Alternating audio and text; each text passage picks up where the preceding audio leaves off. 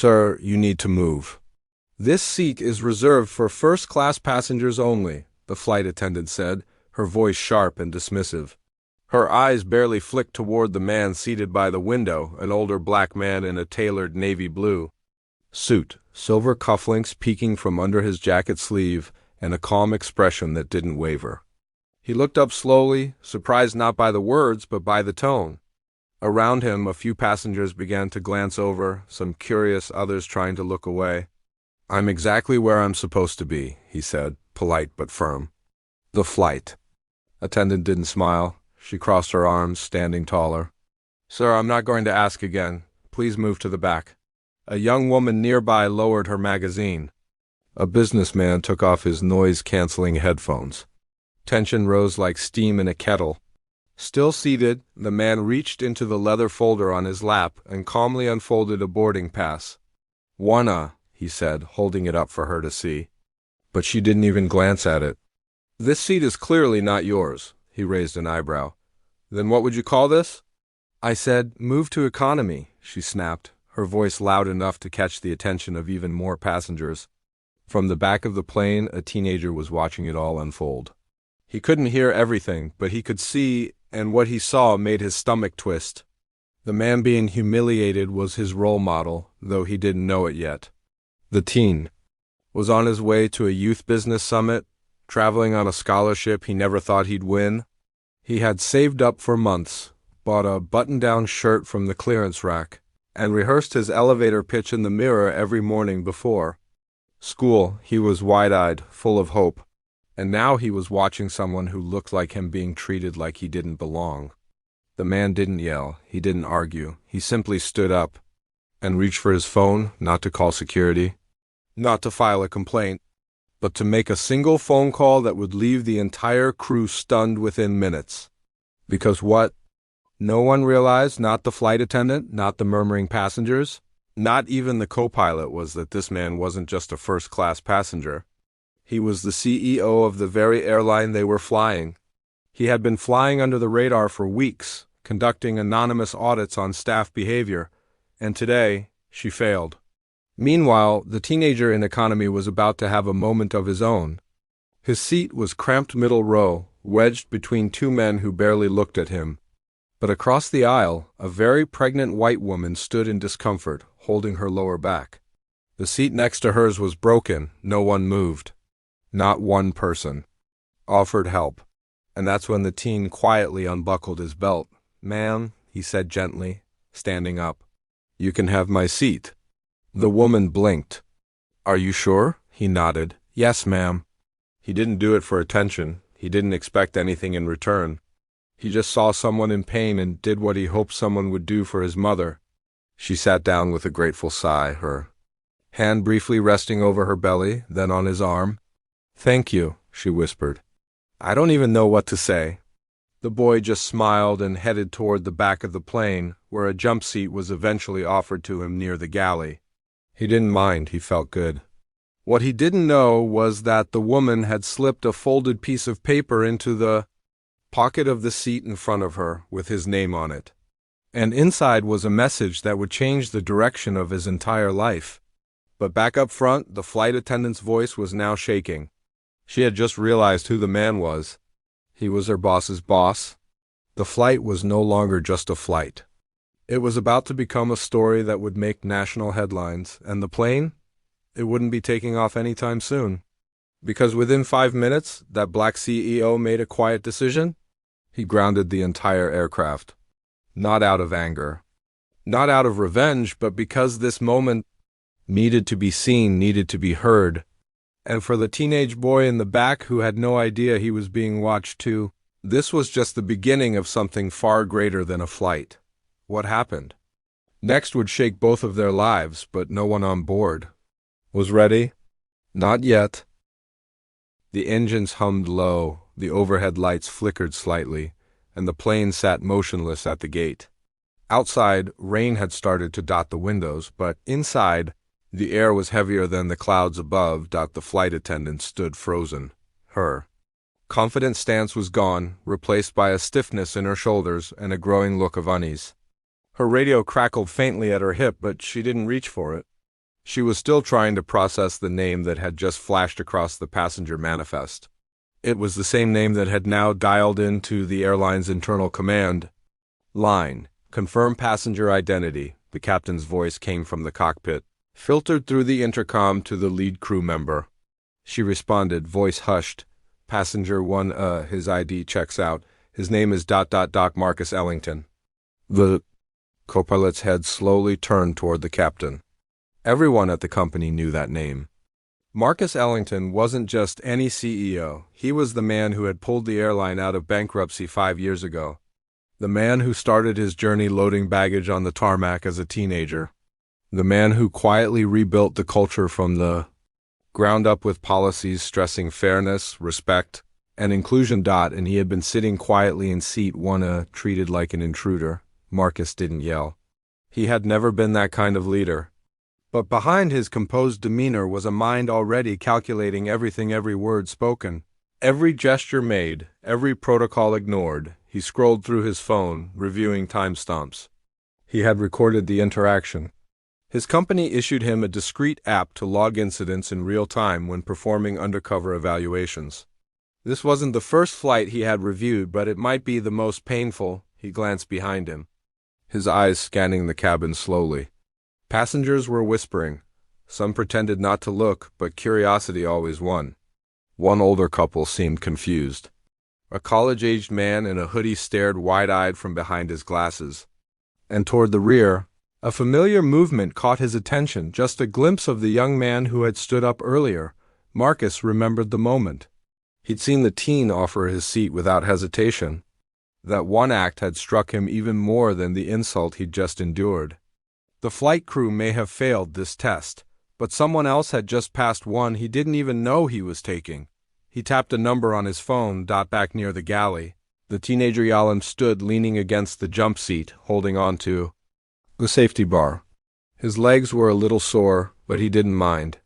He kept thinking about his mom, who had been pregnant with his younger brother during her overnight cleaning shifts at the hospital. How many times had strangers seen her struggling and turned away?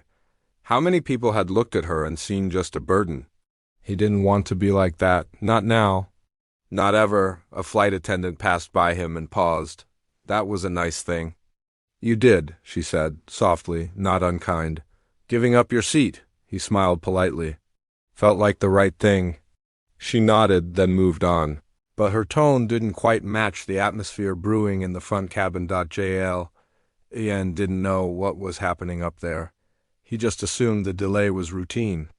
Maybe a paperwork issue, maybe weather. What he didn't know yet was that the aircraft had been ordered to halt by the man he had just passed in the aisle. The captain stepped out of the cockpit a few minutes later, walking briskly to Marcus's seat. He bent down and spoke quietly, almost too low for anyone else to hear. Mr. Ellington, I deeply apologize for the misunderstanding. I had no idea. Marcus stopped him with a small raise of his hand. This isn't about me, he said, calmly. It's about the culture. About what happens when people think no one is watching. The captain swallowed hard. Do you still intend to delay the flight? Marcus didn't answer right away. Instead, he turned and looked out the window. Raindrops chased each other across the glass. His reflection looked back at him, measured, weary, but not surprised. I've spent years building something here, he said, years trying to prove that all our people deserve dignity. If I let this go, what message does that send? The captain didn't respond. He already knew. Meanwhile, whispers had grown louder among the passengers. Some were checking their phones. One woman across the aisle was already composing a social media post. She didn't know all the facts, but she knew what she saw. A well-dressed black man being told to move for no reason, followed by a crew in quiet panic. And somewhere in the mix, a small story was also unfolding of a teenager, a pregnant woman, and a note that had yet to be opened. The woman was resting now. The pain in her back had eased. Her fingers brushed over the folded paper in her coat pocket. She'd almost forgotten about it. But something about the boy's face had stuck with her. He reminded her of her younger brother, who had aged out of foster care at 18 and never got a break. The way Yulaine had stood up, without waiting to be asked, it had moved her. She wrote the note on impulse, but now she was second-guessing it. Would he even take it seriously? Would he think she was being dramatic? Up front, the lead flight attendant finally knocked on the lavatory door where she had gone to hide. Her face was pale when she emerged. The captain gave her a look one. She couldn't misread. She walked slowly back to Marcus. He stood, adjusted his cufflinks, and looked her in the eye. "I hope," he said, voice even, "that the next time you see a black man in a suit, you don't assume he's in the wrong seat." She swallowed, her mouth trembling. I'm sorry, sir." But the damage was done. Marcus didn't raise his voice. He didn't need to. The silence around him said enough. And when he turned to leave the aircraft, every eye followed him. Before stepping off, he paused and looked down the aisle, his gaze searching until it landed on Yolene. For a moment, their eyes met. The teen stood taller without realizing it. Marcus nodded just once. Then he left. The jet bridge echoed with his steps as he made the call that would ground not just this flight, but shake the entire airline staffing system. Internal reviews would be launched within the hour. A statement was already being drafted, but the real story wasn't just about Marcus. It was also about the note Yolene hadn't read yet, and the woman who had written it with shaking hands and a hope she hadn't felt in years, and what it said inside would turn everything around. But that's for the next part. Because right now, somewhere in the sky above dreams and disappointment, this flight hadn't even taken off, and the world was already watching.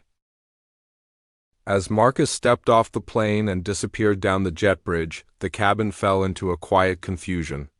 No announcement had been made. The delay had not been explained. But something had changed. Everyone could feel it. Back in the cockpit, the captain looked down at his flight plan. The screen blinked with a red notification, ground hold, awaiting clearance from executive command. That kind of message wasn't normal. It didn't come from air traffic control. It came from above. In the galley, Yolene still hadn't returned to his seat. He wasn't sure if he was allowed. No one had told him anything.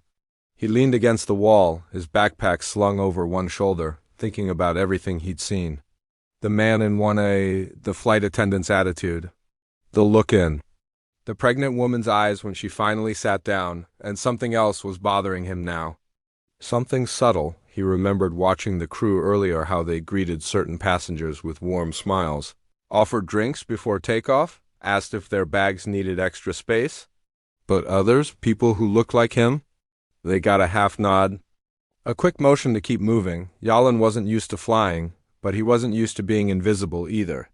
He felt like he was watching a play where everyone had a part, except him. Meanwhile, the pregnant woman, her name was Rachel, sat in silence, her eyes flicking toward the folded note in her coat. She hesitated, then pulled it out slowly and unfolded it again, double-checking what she'd written. Her handwriting was a little messy. She'd been shaking when she scribbled it down. She had signed it only with her first name. She'd written about her older sister, who died during childbirth because no one in the hospital believed she was in as much pain as she claimed.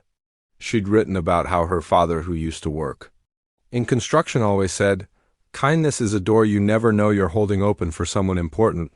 And she told the boy that his act of giving up his seat made her believe again that good people still existed in quiet corners of the world. And at the bottom of the note, she added a phone number and a name, not hers, but her husband's, because her husband wasn't just anybody. He ran one of the biggest nonprofit foundations for underrepresented youth in the country. He was always looking for young leaders with heart, drive, and integrity, and something in that moment told her this kid, he was different, but Yolene still didn't know. The note sat folded in the seat pocket, untouched, forgotten for now. As the plane remained grounded, tension started building inside the terminal too. Gate agents were on edge. A manager had arrived, speaking into a headset with clipped, urgent words. Passengers waiting for the flight were confused by the delay. Some grumbled about missed meetings and connections. A few were filming TikToks, speculating about the drama on board. In the background, another subplot had quietly begun. Inside the airline's operations center across the city, a young analyst named Priya sat at her desk, watching the security feed from Gate 14. She'd just received a flagged report from the CEO's internal team. Incident recorded. Possible escalation, flight crew behavior under review. Priya leaned closer, pulling up the audio log from the cabin, synced to Marcus Ellington's bodycam app. She listened to the tone of the flight attendant, sharp, dismissive, and without a trace of respect. She closed her eyes for a moment. She'd heard this tone before. She knew how this story usually ended, except this time. The target of it had power.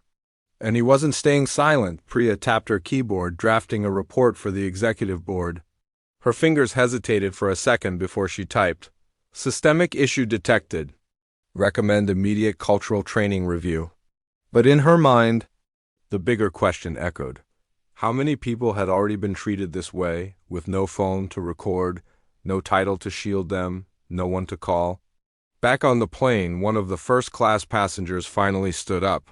He was in his mid-50s, white hair combed neatly back, gold watch catching the cabin light. This is ridiculous, he said loud enough for others to hear. What's the holdup? A younger woman across the aisle shrugged. Something. About a VIP? I think the airline CEO was on board. The man scoffed. And he grounded the whole plane? Who does that? But someone else, an elderly black woman seated near the middle, turned slowly in her seat. Her voice was quiet but carried strength. Someone who's tired of being disrespected, that's who. The cabin went quiet again. Even the skeptical man sat down, eyes narrowing but saying nothing more. Meanwhile, Yalan finally made his way back to the aisle seat he had given up earlier. The woman, Rachel, gave him a soft smile. Thank you again, she said. He nodded. No problem. You might want to check the seat pocket in front of you, she added gently. He raised an eyebrow but reached in. His fingers closed around the paper. Confused, he pulled it out, unfolded it, and froze. For a moment, he didn't move. He just stared at the note. His heart pounded as he read the words. Twice, then a third time. Are you serious? He whispered. Rachel only smiled. He looked down at the phone number, then back at the name scribbled underneath. His breath caught in his throat. He had read that name before. On scholarship applications, on social media. It was a name connected to the very foundation he had dreamed of joining, the one that offered mentorships, internships, and full-ride scholarships for youth in underserved communities. Is this real? He asked, voice cracking a little. It's real, Rachel said, but only if you call. Yalan held the note like it was made of glass. He didn't know that up ahead. Marcus Ellington had already pulled his own contacts from the airline's HR department and issued a quiet directive. The entire crew of Flight 482 was now under internal review. They wouldn't be flying today. Maybe not tomorrow either. And back at corporate, word had spread. Emails were flying between departments. The PR team was panicking. The diversity officer had just scheduled an emergency meeting. Someone had leaked that the incident involved the CEO directly. The media didn't know yet. But they would, for now.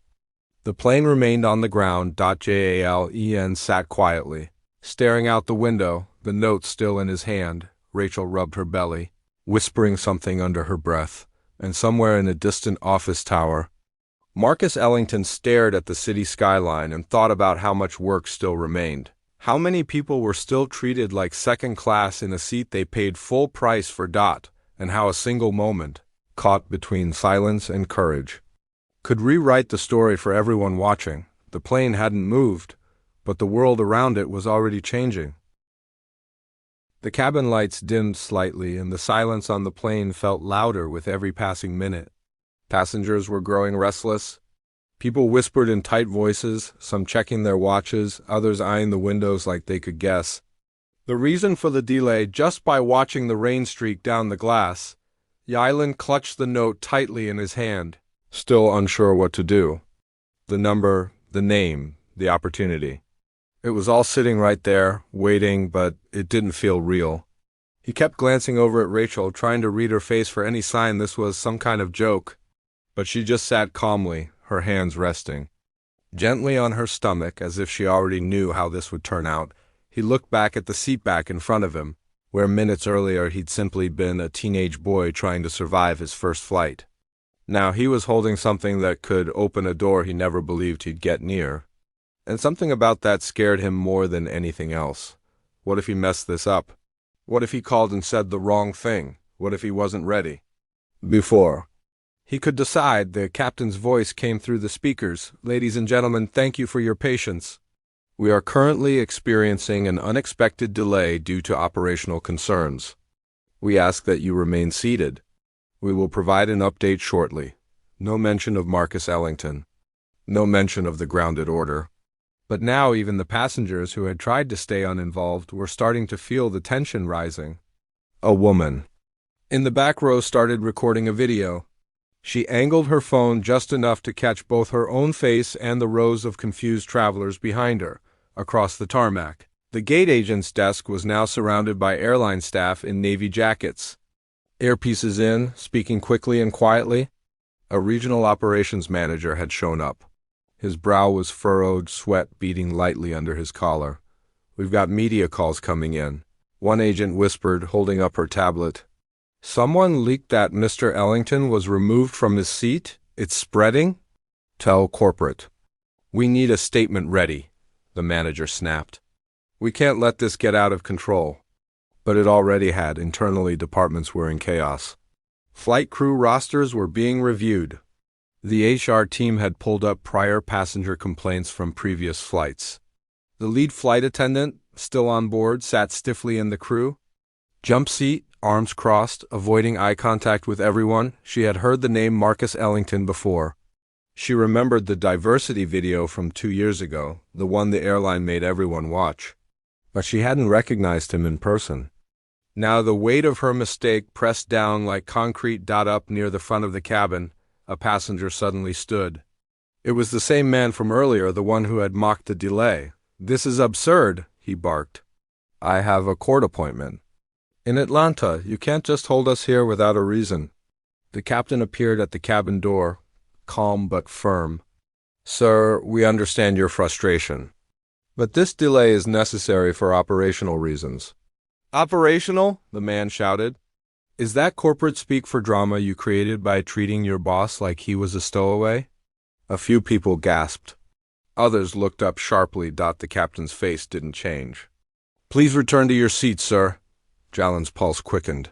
This was it. The moment everything would tip. He wasn't the only one who sensed it. Rachel's hand moved to her phone. She was texting someone, her husband. A simple update. He's on the flight. I gave him your number.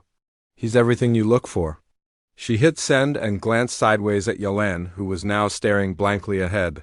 Still gripping the note. Back in the airline's operations center, Priya watched live footage from security cams and checked her team's message board. The feed from the aircraft showed multiple passengers standing now. Some were arguing with flight attendants. Others were just confused. She knew what this looked like. APR nightmare. She clicked open the personnel file of the lead flight attendant. Her record was clean, but there was a pattern. 3 complaints in the past year, all unconfirmed. Each one centered on tone, behavior, or selective enforcement of policy. Nothing big enough to fire her, but enough to notice. And now it was impossible to ignore. Back on the plane, the tension cracked when the door to the aircraft suddenly opened. Again. Heads turned as a group of uniformed personnel stepped inside 2 airline managers and a woman in a sleek charcoal suit with a badge around her neck. She moved swiftly, speaking only to the captain first, then directly to the flight crew. No one could hear the exact words, but the expressions on their faces said enough. Shock, embarrassment, confusion. The lead flight attendant didn't argue. She simply nodded once, then followed the woman down the aisle and off the plane. Passengers were stunned. No one knew exactly what had just happened, but something had shifted. Whispers turned into murmurs, murmurs into quiet speculation. Yalen leaned forward in his seat, his hands sweaty, his heart racing. He didn't know if he was part of this story or just watching it unfold. But something inside him said this moment was bigger than he thought. Rachel leaned toward him slightly. You should call? He shook his head slowly. What if I mess up? You won't, she said. They're not looking for perfect. They're looking for real. And you already? Proved you are. Yellen glanced at the number again. The name still stunned him. His fingers hovered over his phone. One call. Just one call. At that same moment, Marcus was in a black SUV on his way back to headquarters. He wasn't speaking, just staring out the window, deep in thought. His assistant sat beside him, holding a tablet. "Do you want to prepare a statement?" she asked. "No," Marcus said, "not yet. Let the system show its face first, then we'll speak." He looked down at his own phone and pulled up the security footage clip of Yalon offering his seat. The image froze on the boy's face, young, kind, unaware he was being watched. "That kid?" Marcus murmured. "Find out who he is." His assistant nodded. And so, the lines between stories were starting to weave together. A CEO who had been tested, a boy who thought he was invisible, a woman who had carried pain but chose to pass along hope, a system under scrutiny. The flight hadn't taken off, but it was now more than a journey through the air. It had become a story about value, about visibility, about what happens when kindness stands quietly in a world that's watching everything but listening to nothing. And just as the engines finally powered up, Jalen's thumb hovered over the call button. He hadn't pressed it yet, but the second he did, everything would change.